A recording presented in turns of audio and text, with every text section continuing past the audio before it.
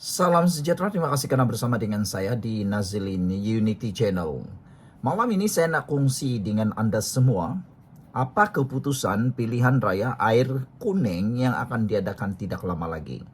Meskipun belum lagi pilihan raya diadakan, tetapi kita sudah boleh menyatakan mana yang menang, mana yang kalah.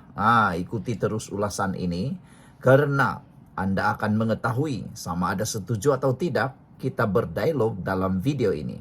Tinggalkan komen Anda. Pada pendapat Anda, mampukah Perikatan Nasional mencabar kekuatan Kerajaan Perpaduan yang mana kini bergabung Kerajaan Perpaduan ini, Barisan Nasional dan juga Pakatan Harapan? Jika dilihat di atas kertas, Perikatan Nasional sah akan kalah dalam pilihan raya PRK Air Kuning. Silap-silap hari bulan, mereka hanya mampu mendapat mungkin tidak sampai 3.000 undi pun.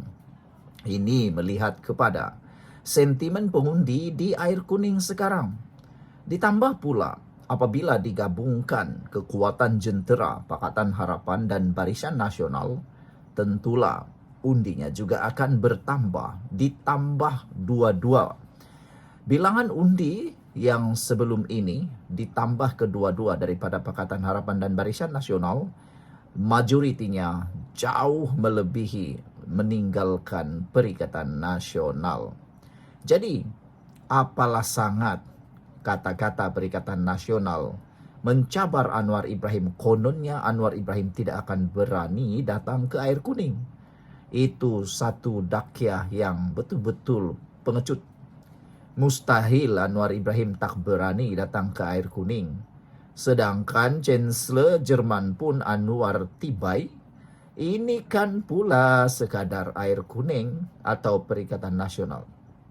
Tak mungkinlah Anwar Ibrahim takut untuk berdebat. Lihat sajalah apa yang berlaku di parlimen. Saat Anwar Ibrahim membuat PMQ ataupun sesi soal jawab bersama Perdana Menteri, yang tak hadir, selalunya tak hadir ialah orang-orang besar dalam Perikatan Nasional. Jadi nak tanyalah siapa yang takut. Baiklah, diramalkan dua pihak akan mengalami kekalahan teruk dalam PRK Air Kuning. Pertamanya saya sudah sebut tadi, yaitu kumpulan Perikatan Nasional. Diramalkan kalah teruk dan hanya akan mendapat undi sebanyak paling banyak pun 3.000. Silap-silap hari bulan tak akan mampu mendapat semula uang deposit. Dan menurut penganalisis politik, satu lagi yang akan kalah teruk dalam pilihan raya ini ialah gabungan dan kerjasama PSM Muda, yang mana berkemungkinan akan kecundang menurut penganalisis. Jadi, kalau PSM dan Muda bertanding di PRK Air Kuning, sah mereka akan kalah. Ahmad Fauzi Abdul Hamid berkata dua parti itu lebih wajar bertanding di kawasan bandar. Parti Sosialis Malaysia PSM berdepan kemungkinan kecundang jika bertanding dalam PRK Air Kuning. Walaupun dengan sokongan Muda dan keadaan itu yang mempunyai pengundi pelbagai bangsa menurut penganalisis. Mazlan Ali dari Universiti Teknologi Malaysia berkata PSM dan Muda yang pertama kali membentuk pakatan ketika PRN 2 tahun lalu menyasarkan kerusi Dewan Undangan Negeri di Perak itu kerana ia kawasan dengan campuran pengundi merangkumi 40% bukan Melayu. Jika ia dilihat sebagai kerusi yang sesuai untuk dipertanding, namun saya tidak yakin PSM Muda mampu mendapat lebih daripada 1.000 undi sekalipun, katanya. Beliau berkata pengundi di Semenanjung dijangka menghadkan sokongan terhadap satu daripada 3 pakatan besar yang kini mendominasi lanskap politik negara, iaitu Pakatan Harapan, Barisan Nasional dan Perikatan Nasional PN. Maslan berkata Muda dan PSM akan kekal tidak relevan, melainkan gabungan dengan satu daripada 3 pakatan berkenan. Ahmad Fauzi Abdul Hamid dari Universiti Sains Malaysia menjangka calon PSM yang bertanding mungkin hilang depositnya kerana melihat parti itu maupun Muda tidak mempunyai sumber sokongan konvensional di kawasan berkenan. Fauzi percaya PSM menyasarkan kerusi berkenan disebabkan komuniti India yang agak besar di Air Kuning. Tidak eloklah untuk menganggap parti sosialis seperti PSM juga terpengaruh dengan demografi perkauman di kawasan yang mahu dipertandingkan. Namun, sukar untuk mereka menafikan bahawa mereka menyasarkan pengundi etnik India yang merangkumi kira-kira 14%. Katanya dengan menambah muda pula dilihat sebagai terlalu idealistik untuk Malaysia.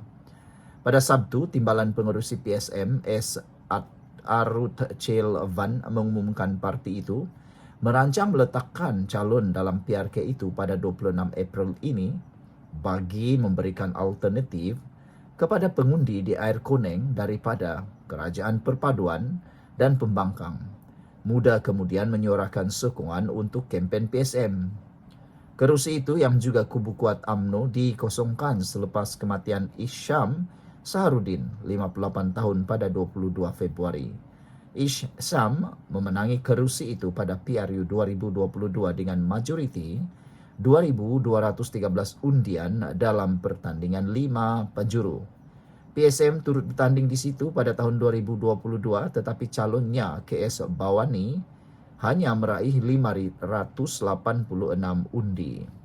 Fauzi berkata elok juga PSM dan Muda menggunakan PRK itu bagi memberi bayangan kemungkinan bekerjasama dalam PRU di masa depan terutama melihat kepada demografi campuran di Air Kuning. Bagaimanapun katanya, kedua-dua parti itu patut bertanding di kerusi bandar di masa depan. Kerana peratusan pengundi yang kecewa dalam keadaan semasa berkemungkinan lebih tinggi. Tapi, mengira bangsa atau agama antara lain disebabkan kos sara hidup yang lebih tinggi. Dasar sosialis lebih menarik di kawasan dengan ramai penduduk miskin bandar yang ramai katanya. Mazlan bagaimanapun meragui keupayaan Muda dan PSM untuk menunjukkan prestasi lebih baik di kawasan bandar. Katanya, kedua-dua parti bertanding di kawasan bandar dalam 6 pilihan raya negeri pada 2023, namun semua calon mereka kehilangan deposit.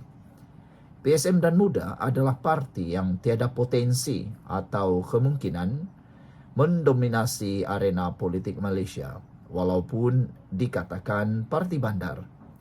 Walaupun dua parti ini lebih sesuai untuk kerusi di kawasan bandar, nampaknya di lokasi seperti itu sekalipun mereka kurang mendapat sokongan, katanya lagi.